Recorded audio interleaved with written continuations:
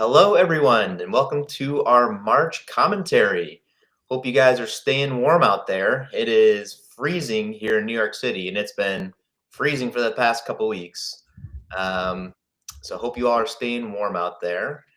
Today, we're going to be talking about the new Roth conversion feature allowed in the TSP.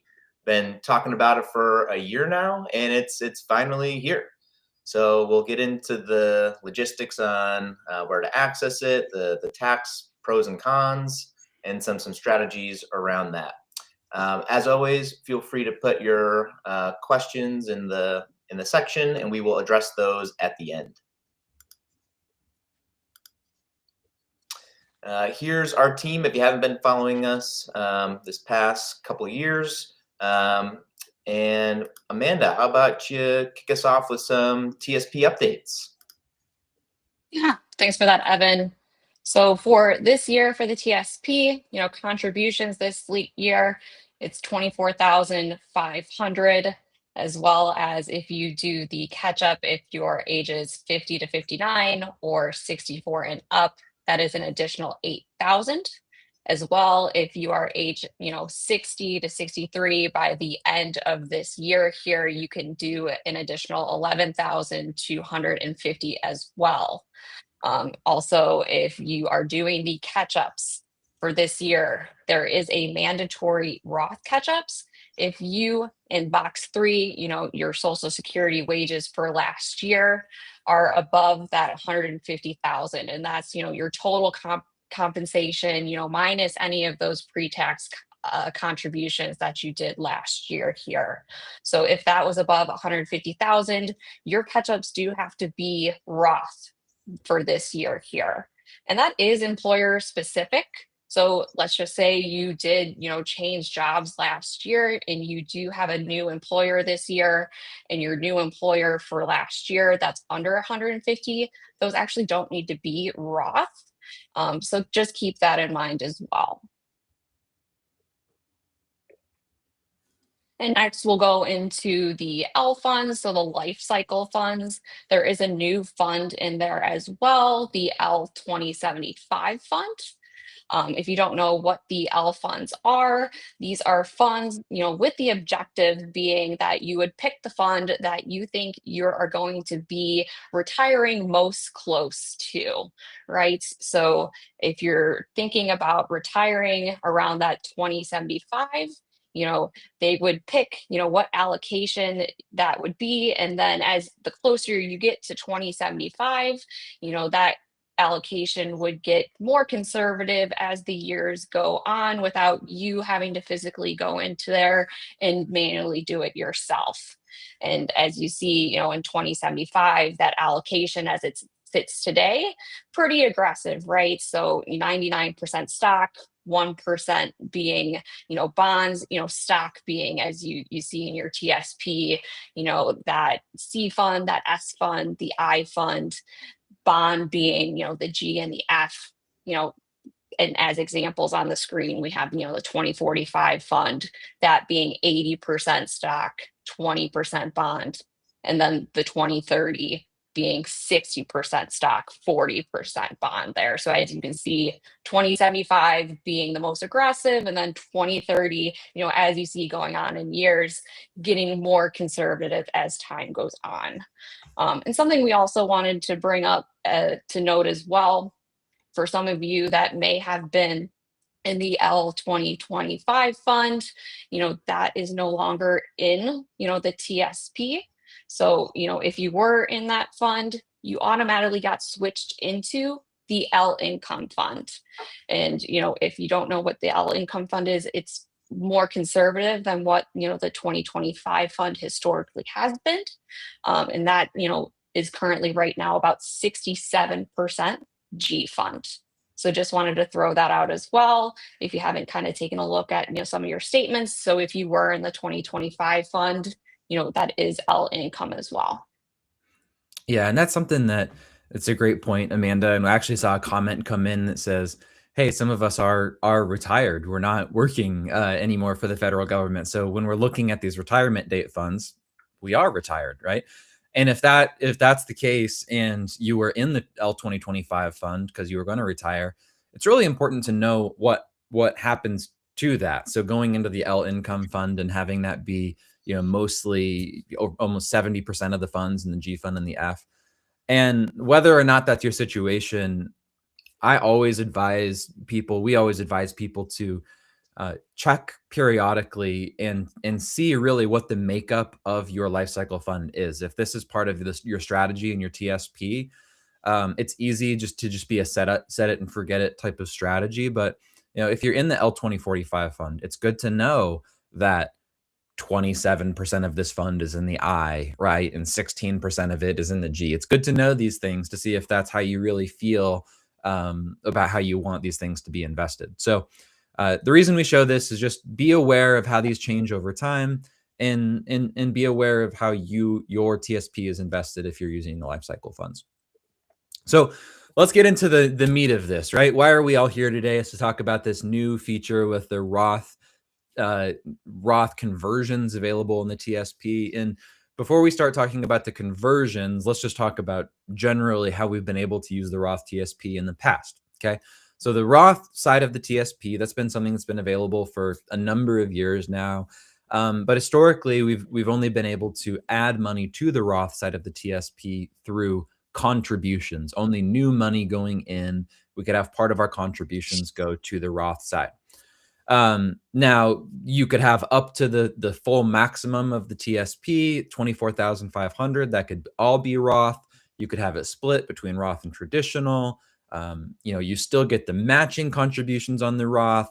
So it's worked very similarly to the traditional side of the TSP. It's just that we've been able to do our contributions to the Roth side. And the way we've thought about this for people is, okay, when does it make sense to do Roth contributions to the TSP versus traditional contributions? And if you've listened to us or other advisors, the way we've always talked about this is, well, if you think you might be paying a lower income tax now than you will when you're distributing your money, then Roth makes sense. You'd rather pay the tax now when your income tax is lower than when you're distributing it and your tax rate might be higher. We're going to talk about that a bit more later on how to think about these things. But the point of this is to say, historically, the only way to get money into that Roth side has been through contributions. Well, if you've been listening to, again, our commentary, we talk a lot about tax planning through Roth conversions. Okay. And a Roth conversion is what that means is when you've already done all these traditional or TSP contributions, because that's been the default, right?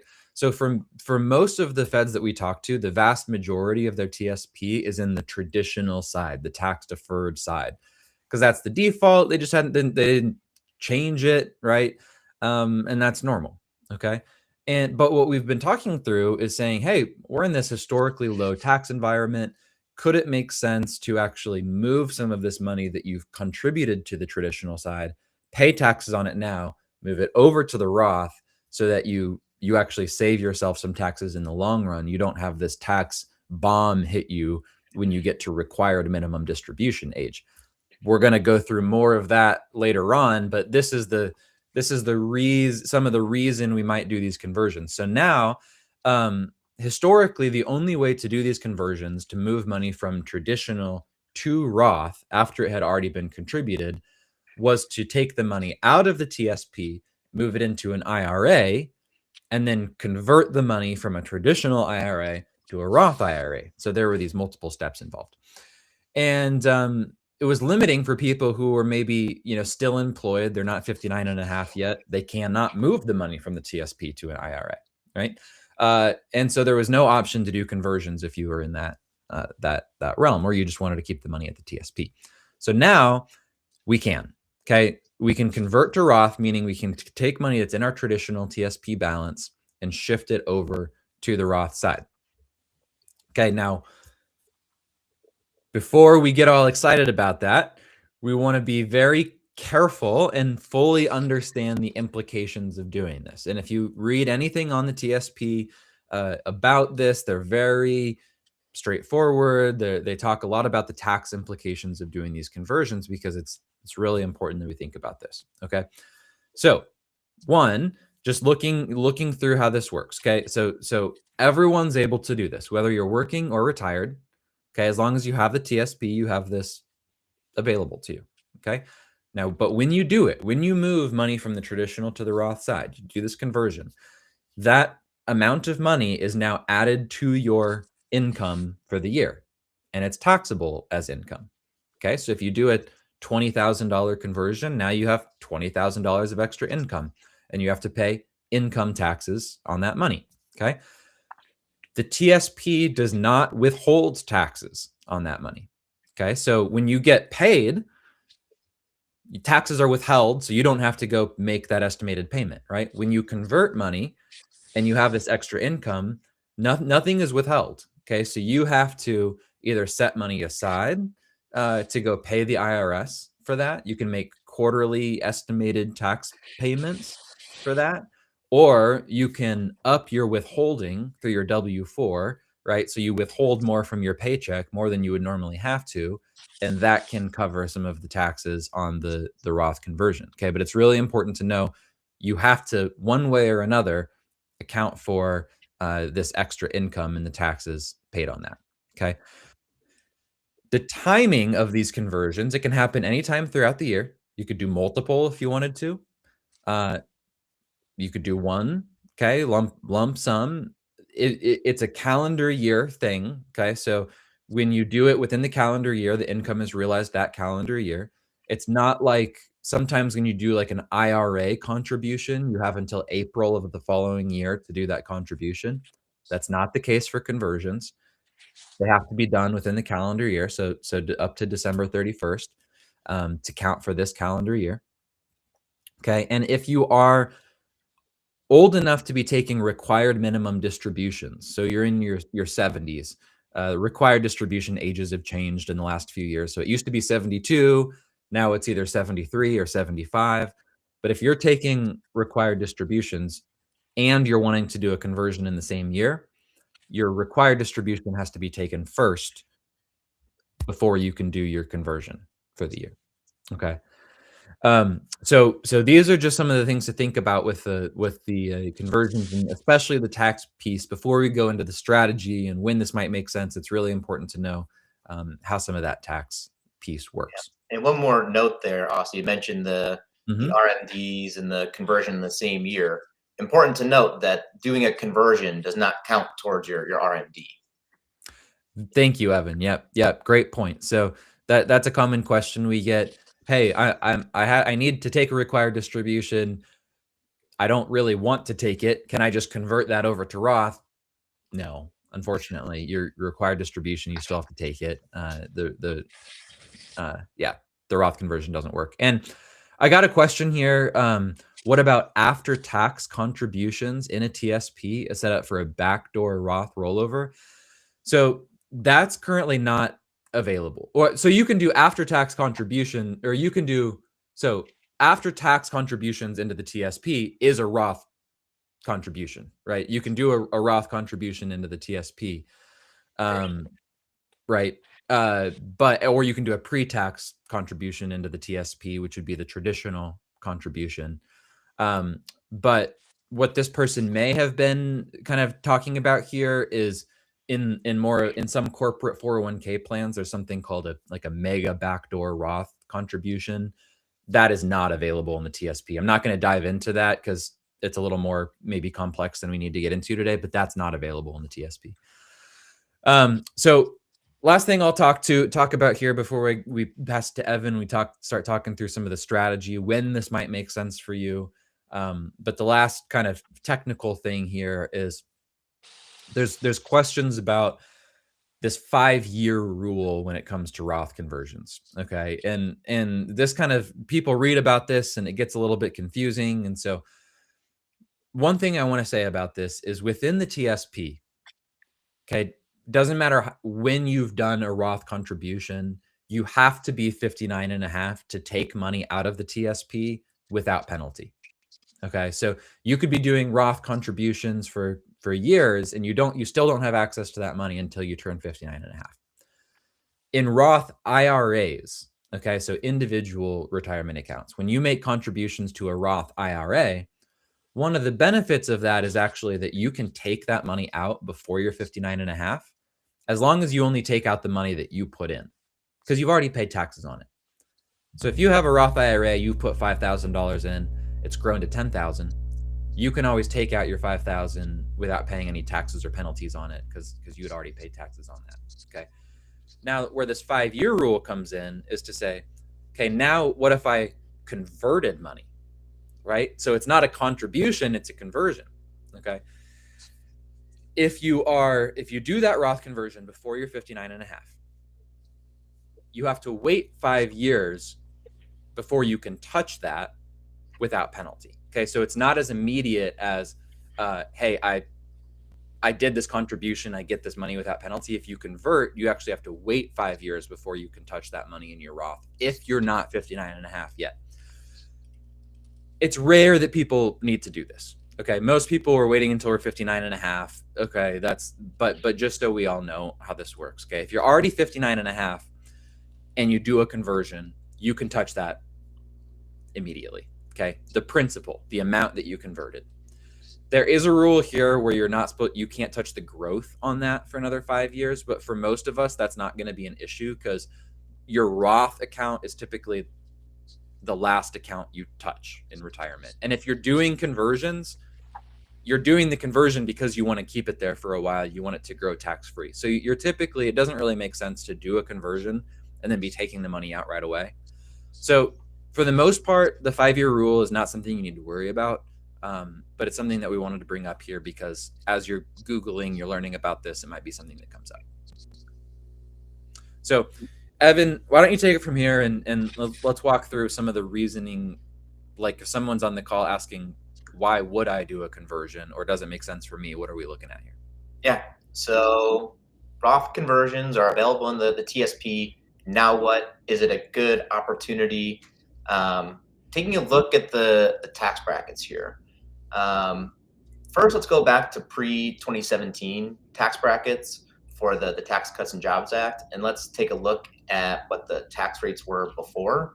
Let's look at the married filing jointly column.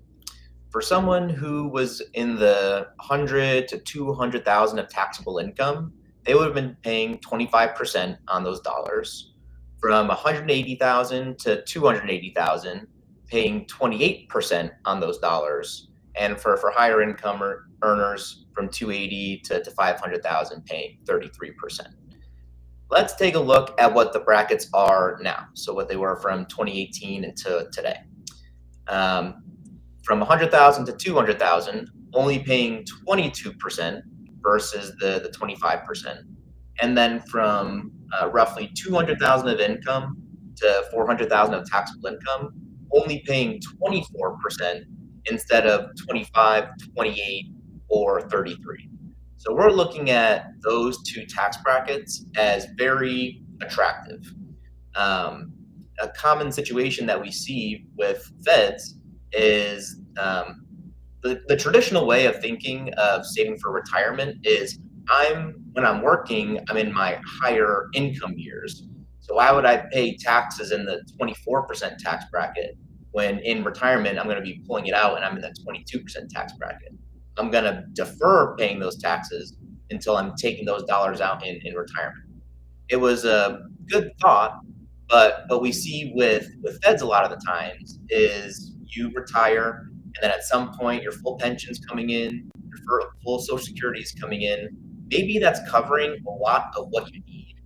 And you're maybe pulling out for the TSP here and there for emergencies, things along those lines.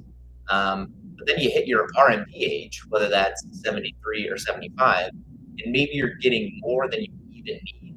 And you're actually at a higher income level than your working years. So we'll take a look at an example there. But Austin hit the nail on the head earlier, where it really comes down to here's where my income level is now. What's my income level going to be in retirement? And what are the tax rates going to be at that point? meaning looking at the tax levels today, am I going to be in a higher income level period? Or if we go back to a worse tax bracket code, could I potentially be paying a higher percentage? And by the way, we were supposed to go back to the pre-2017 tax brackets in 2026. With the one big beautiful bill, the good low tax rates got extended permanently. I put that in huge air quotes because I think we can agree taxes are going to go up at some point. Just a matter of how much and when, really based on the deficit that this country has. The revenue needs to come from somewhere. Yeah, there was a comment that came in on that too, saying, isn't the current tax law forever, or at least until the law should change? And it is. One of the things that we didn't include here, but we actually have in one of our other presentations, is kind of a chart of where tax rates have gone historically. And right now we're at a Austin, looks like he had an internet connection issue there. We'll see if he comes back. But what he was going to say is we're pretty much at historic lows for the tax level that we have. So if there's a change and taxes are going to change at some point, do we think that we're going to go up or go down? I think it's more likely that taxes are going to go up. So let's take a look at an example here. This is what Austin was referring to with the tax impact of a conversion. Let's say that it's a married filing jointly couple with taxable income of $200,000. They're each making $100,000. The total federal tax is approximately $27,000. And let's say that this couple is considering doing a Roth conversion. They're going to convert in the 24% tax bracket. Let's say we convert 100,000. The tax bill goes from 27,000 to approximately 50,000. So that roughly 23,000 of taxes either needs to be paid out of pocket on quarterly tax payments, withheld from your W-4, or you don't pay it, and then you go to file your taxes, and there's going to be a lot owed with potential penalties. And Evan, I'll add here, there's a question that came in as well. Should we also be considering, as you mentioned, tax rate for our city and state? And I'll also add, you'd also, if you have, local as well, that will be included. I know we have a lot of Maryland residents that have, additional local. So we want to make sure those are included when you're paying those estimated as well. Yes. So to answer that question, 1,000% should be considering what the state income and local income taxes would be. So here are the RMD ages. It depends on when you were born. So someone born between 1951 and 1959, they need to start taking out of their tax deferred accounts when they turn 73. Someone who's born 1960 or later is required to pull out of their tax deferred accounts come age 75. And you can see that the distribution amount is about 4% of the account balance.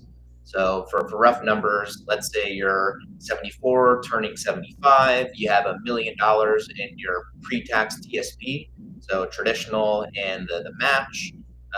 When you turn 75, you're going to need to take out roughly 40,000. So this is one benefit of doing the conversions, is mitigating this impact if you're going to get more than you even need at that point. Yeah, and to just to elaborate on that point, Evan, because some people may not know this, is when you convert to Roth, there are no required distributions from a Roth account. So the issue with this required minimum distribution in the traditional accounts, once that money has been converted to Roth, now you're never required to take that money out. So that's more of what we'll talk about here as we go on. Yeah. And an additional benefit is if you pass away and someone inherits your traditional dollars, they're required to take it all out within 10 years, and that's all taxed at their ordinary income rate. Versus if someone inherits a Roth account, same applies. You need to take it out within 10 years, but that all comes out tax-free. So if estate planning and legacy planning is important to you, someone would definitely rather inherit a Roth account than a tax deferred account. So let's take a look at a common scenario that we see with feds. When you retire and your pension's coming in, no Social Security yet, maybe you're delaying that until full retirement age, you're basically bridging the gap with your TSP, taking some bigger withdrawals out. And then when it's your pension and your Social Security that's coming in, that might be covering a lot of your needs. So only pulling out from the TSP here and there. And then when your RMDH kicks in, you might be getting way more income than you even need. And who knows what that, let's say it's going into a higher tax bracket, who knows what tax bracket that's going to be in the future. So the idea is to implement a Roth conversion strategy, really spreading out that income, mitigating the RMD impact down the road. So this is an example of someone who's converting up to the 24% tax bracket and spreading that income out over from age 60 to 70. You can see that's the green graph. The blue graph is if they did not do any conversions. So they're working, and then you can see they retire around 65. That income significantly drops down. But then the blue graph in their RMDH kicks in at 75. They're getting more income than they even need. So this is the idea with the Roth conversion strategy, spreading out the income into the tax bracket that you want to be in. But also keeping in mind your Medicare premiums. That's another huge benefit to doing these Roth conversions is if you're going to go into a higher tax bracket when your RMDs kick in, that's also potentially going to impact your Medicare premiums, because your Medicare premiums are based on your modified adjusted gross income, and RMDs count towards that calculation. So another common situation we see is when you retire, your Medicare premiums are really low, but then when your RMDs kick in and you go into a higher adjusted gross income, you might see an increase in your Medicare premiums. Versus implementing the Roth conversion strategy, and you're not subject to those RMDs, and adding to your taxable income can mitigate that impact. So here are some questions we've got recently.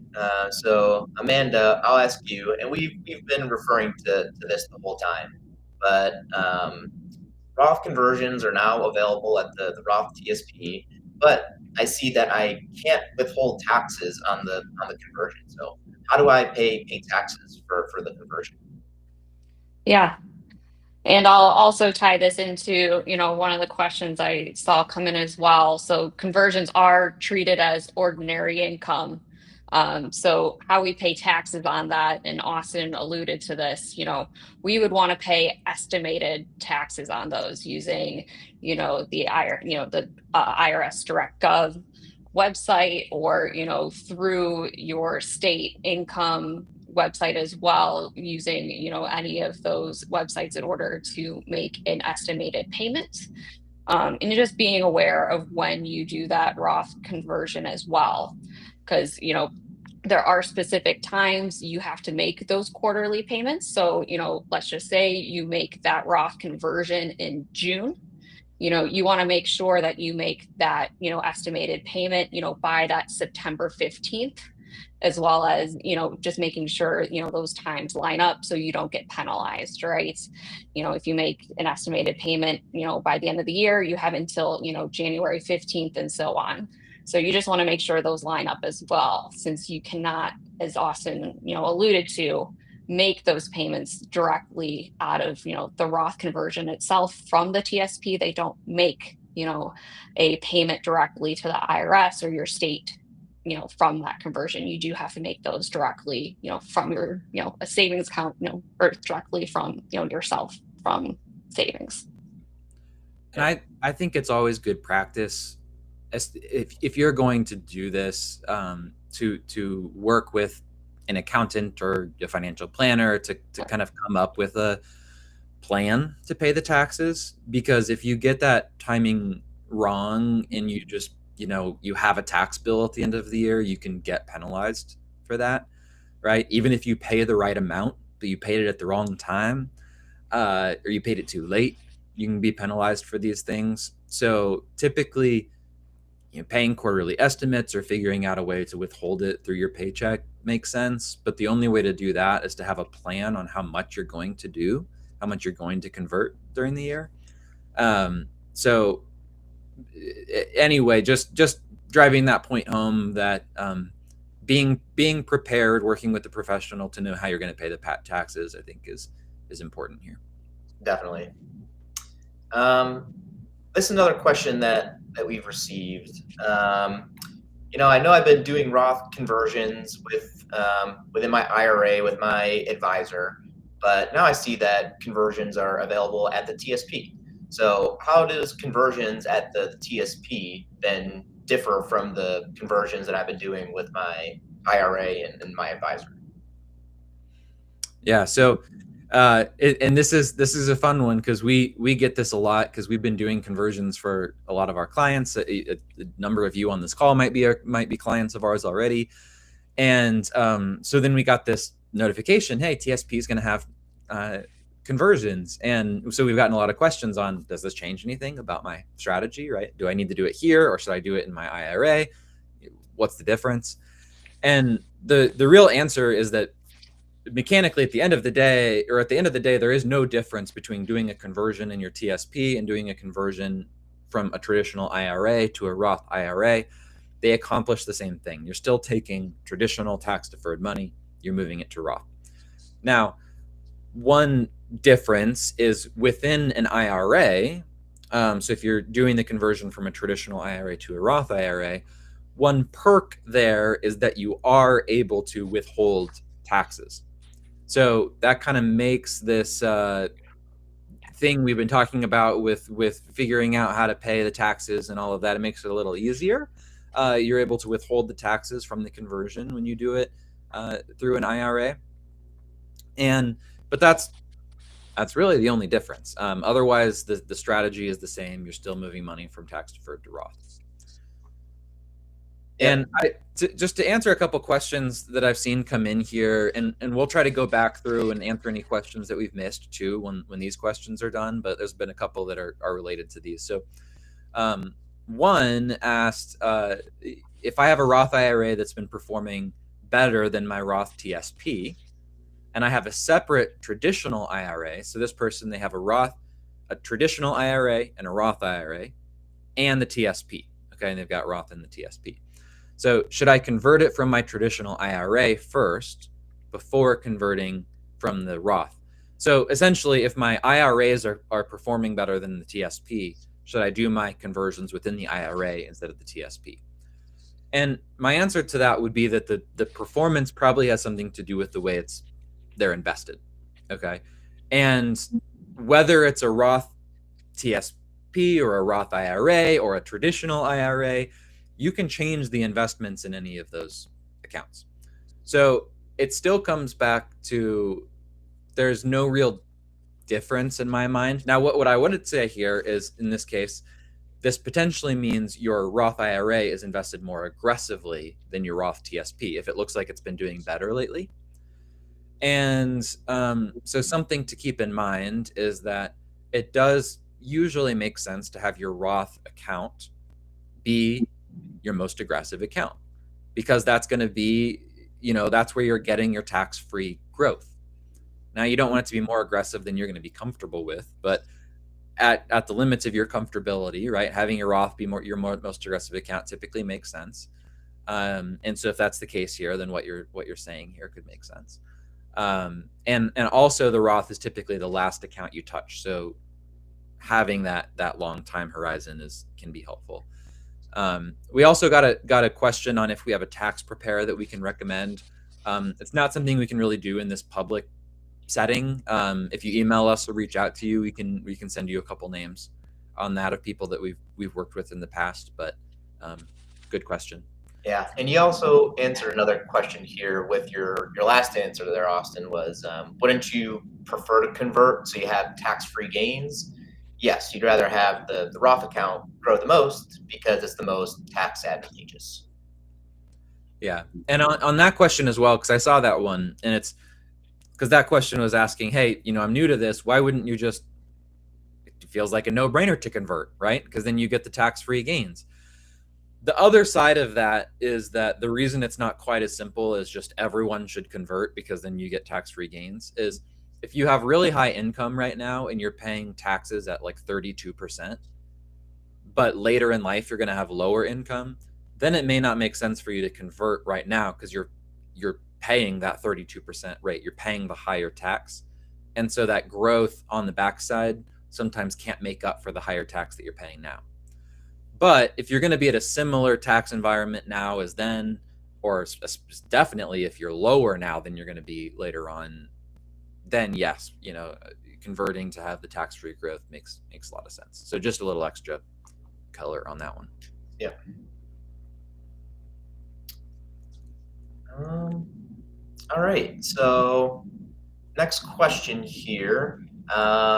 This is another common question we get is I'm thinking I should be doing the Roth conversions, but I don't have the cash on hand. If I do a 100,000 conversion, I don't have 25,000 to pay the taxes.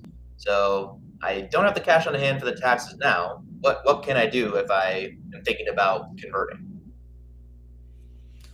Yeah, so the first thing there is if you're still working, make sure all of your contributions are going to the Roth side. That's a big thing that I see where like we'll be talking about someone's really interested in Roth conversions, but they still have contributions going to the traditional side. It doesn't make sense because then you're just contributing to traditional and then you're moving it over.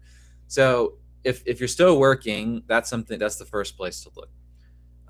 Second, if you're over 59 and a half, you have the ability to roll money from the TSP into an IRA and then do the conversion there where you can withhold the taxes so you don't have to have the money, the cash available to you. Okay. Otherwise, your options are more limited. You would have to either update your withholdings if you're still working. So if you're still working, you could update your withholdings so that extra is withheld from your paycheck. Maybe you don't have the money available now, but you could kind of withhold it throughout the year as an option. If none of those are true, you may just have to think about doing a lower amount of conversion or delaying that strategy. But Evan, Amanda, do you have any other strategies to think about there? Yeah, I had a client actually ask me recently, should I be lowering how much I'm contributing to the TSP to get more cash on hand to be able to do the conversion? For this particular person, it didn't make too much sense to do that. There were other priorities on top of the Roth conversion strategy, so we decided not to do that. However, if someone's looking down the barrel of their RMDs are going to be significantly higher than they need cash flow wise, that's another option to look into. Not recommended, but definitely something to consider. Yep. Now I've seen a couple good questions come in that I just want to jump to before we get even to our next one here, which is one says, I'm more than 25 years away from retirement. How the heck am I supposed to know what my tax rate's going to be in retirement? They said they didn't say it quite that way. They said, how do we assess our tax rate in retirement if I'm more than 25 years away? But I get it, right? If you're 25 years away, how do you know whether I'm paying a lower rate now than I will then? Okay. One way to do it is to really, do a full analysis, right? See how much money you're going to be putting away, see what that might grow to, think about it through that lens. The other, and this is me, right? I'm in my 30s. I'm a ways away from retirement here. The way I'm looking at it is saying, okay, historically, we are in kind of like what Evan was saying earlier. Historically, we're in the lowest tax rates we've seen since the 1940s. Okay. We see our national debt growing with no real answer for it, right? So there's two ways to fix that. Either we increase revenue of the country, right, taxes, or we decrease expenses. And it seems to be that, the way that we've decided to do that in the past is through increasing taxes. So not making any political statements here, but knowing that we're in the lowest tax rate we've seen in history, knowing our deficit's not getting any smaller, my personal assumption is that our tax rates are likely to go up in the future, right? And so there's a million different ways that could be done, or different ways you could slice it, and there's no guarantees there. But my assumption is hey, unless we see like we're making a bunch of money right now and we're pretty sure we're going to be making significantly less than that in retirement, unless that's the case, doing Roth contribution seems to and potentially even conversion seems to be a good option. So I'm sorry, it's not a black and white answer there, especially when you're that far away from retirement. You're young, but really good that you're thinking about it, and that's the way I think about it personally. And then we had another one that was, I thought the agency match had to be pre-tax. This is a very, very common misconception, right? People, there's this thought that you have to contribute at least 5% to the tax deferred side, in order to get the agency match. That's not true. The matching has nothing to do with where your contributions go. The reason that is a misconception is because even if your contributions are all Roth, the agency matching goes to the traditional side. And that may actually be what this comment is saying. They may be saying, hey, I thought the matching contributions went to the traditional side. And that is true. But what some people mix up about that is that that does not mean that your contribution, 5% of your contribution, has to go to the traditional side in order to get the match. You can do all of your contributions Roth and still get the match. The match will just be to the traditional side, which is okay. Yeah, and if you look at your statement, you can see how it's broken up. You can see your traditional contributions, and then it's the agency match and the automatic match. So when you look at those two categories, you just need to know, okay, those are actually in the pre-tax category. Yep. Another more of a comment here. Not all IRAs will withhold on a conversion, so that's good to know. Some IRAs will allow you to withhold when you convert. Some sounds like will not.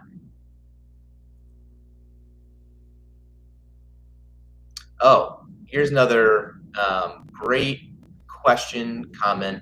I was not expecting the requirement for the catch-up contributions to be in Roth. I think my husband and I exceed the income requirements for Roth, though. Do I need to cancel my catch-up contributions? Great question, and another very, very common misconception. So not talking about the Roth TSP, not talking about Roth 401k. If you have a Roth IRA and you're trying to contribute $7,000, $8,000 per year, there is a income threshold limit. Or if you make over a certain amount of income, you are no longer allowed to contribute that $7,000, $8,000 to your Roth IRA. However, with your Roth TSP, Roth 401k, employer-sponsored plans, there is no income threshold for that. So you could be making $1 million a year and still be contributing to your Roth TSP and not have an income phase out. That is a really good point, Evan. I think with this, and I think that's worthy of talking about. I think what this question was asking, though, is there's the income limit where your catch-up contribution, it's $150,000, right, Amanda? Where Correct. your catch-up contribution has to go to the Roth side. Now is the rule in TSP. So I don't know, Amanda, did you want to touch on that? Yeah, because I'm not 100% sure on that. I was trying to just see if they made any explicit information on if that is the case, what you need to do other than maybe contact the HR department, but I'm not 100% sure on the exact steps you would need to do in order to kind of rectify that if that is the case. Yeah, so that That's a really good question, because I think what this is asking is, hey, I'd been doing my catch-up contributions and we've been doing them to the traditional side. Now it looks like we have to do it to the Roth side because we make over this amount. Like, do I need to go and change my contribution, or does it do that for me automatically? Do I need to cancel it? That would be a good thing to verify. Sorry, we just haven't gotten to that level yet on that new rule.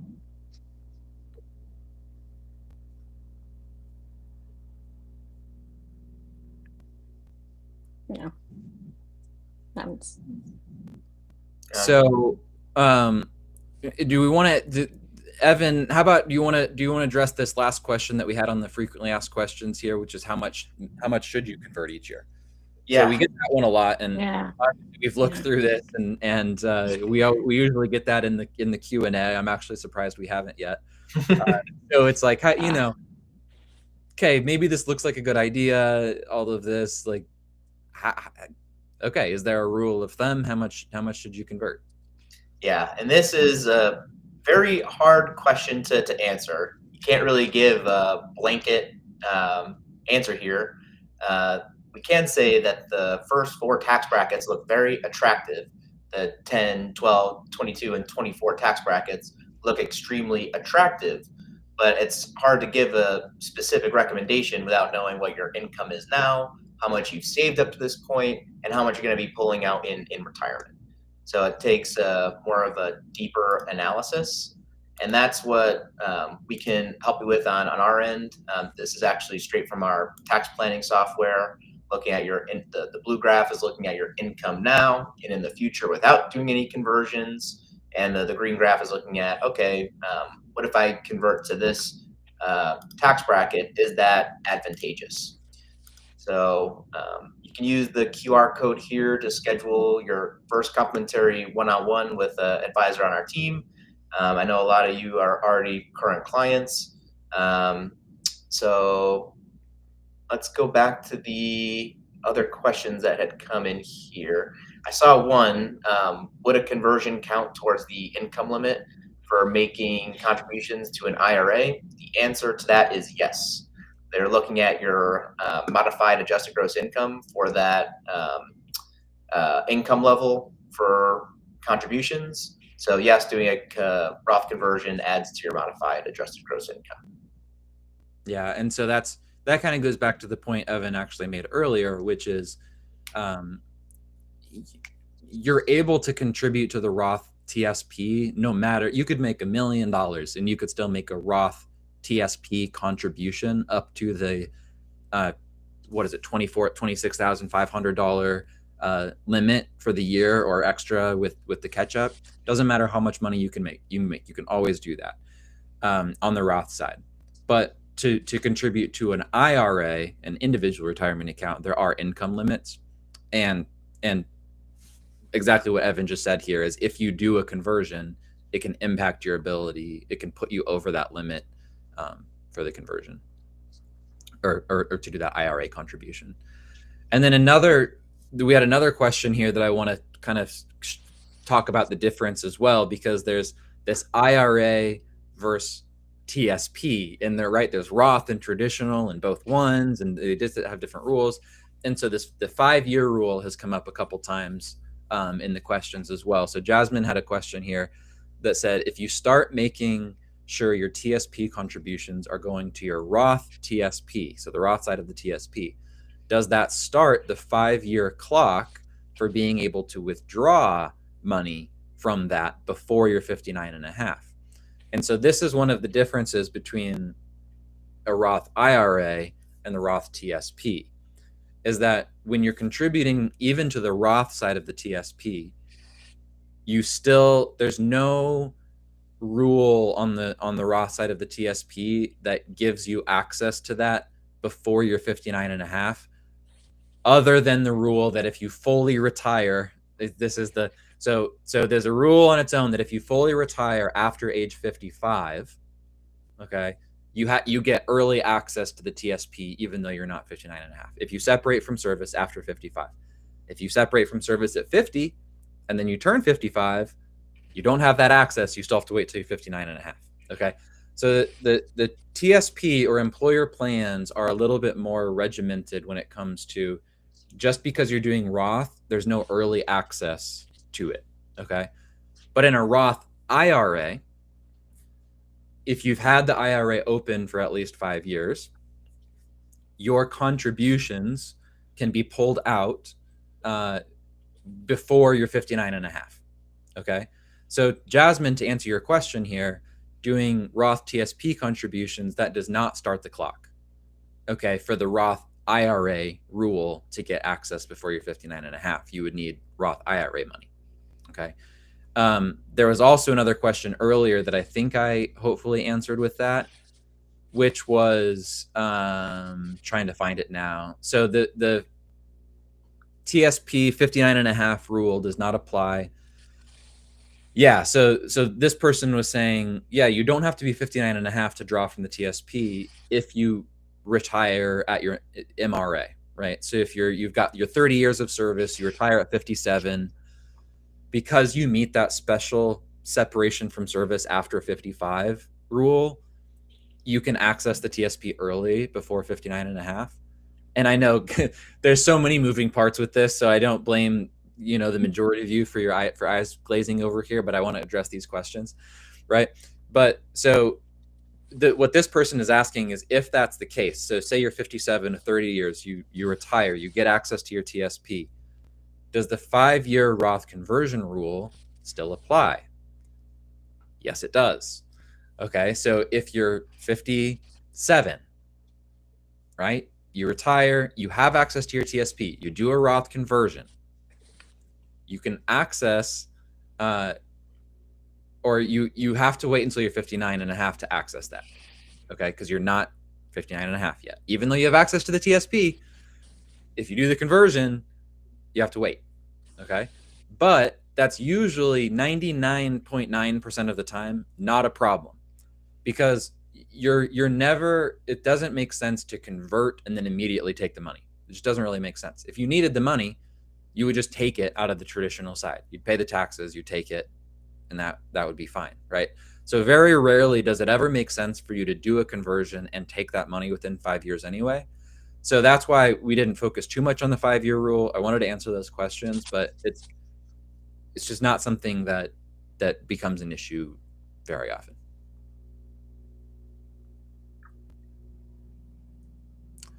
That was the last question I saw come through.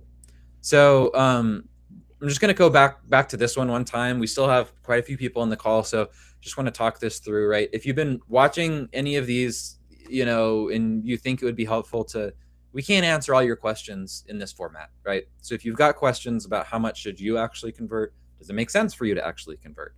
How do I know what my income is going to be in 25 years? Whatever. That's why we have this call, right? So it's free. We can cover a lot more than just the Roth side. So benefits, cash flow, talking about FEHB plans and Medicare. That's one of the things we had a commentary on a month ago, right? There's so many pieces of this, and we call it retirement readiness because we really think we can cover the most if you're within probably that 5 years of retirement or even retired. There's a lot of proactive planning that can be done. So you can schedule this call. It's with one of us. Again, it's free. And then the other thing I would say is, if you get value from this, please interact with us on YouTube, right?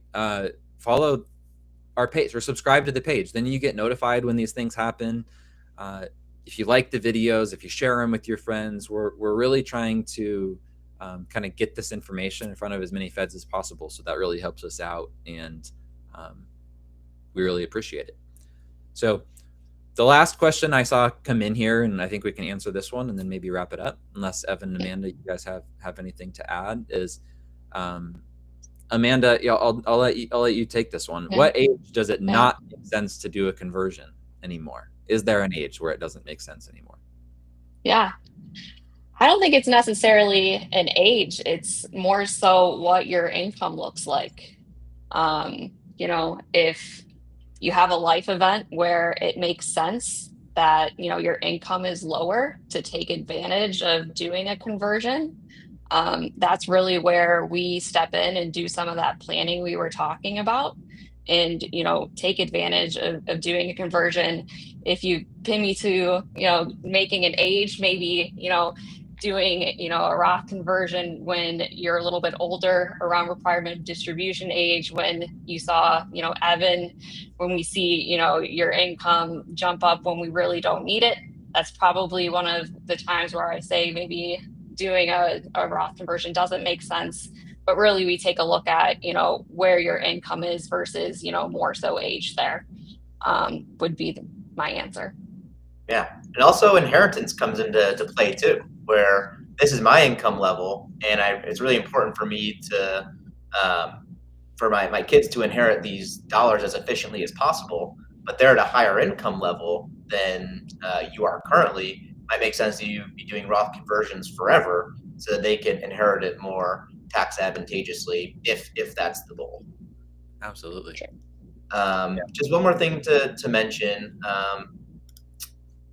The TSP actually has a really good, if you're seriously considering doing conversions at the TSP, they have a really good 8-minute informational video on it that goes over the tax implications. That's really pretty much reiterating what we went over here today. But if you're seriously considering doing Roth conversions at the TSP, definitely worth a watch. It's that link at the bottom there.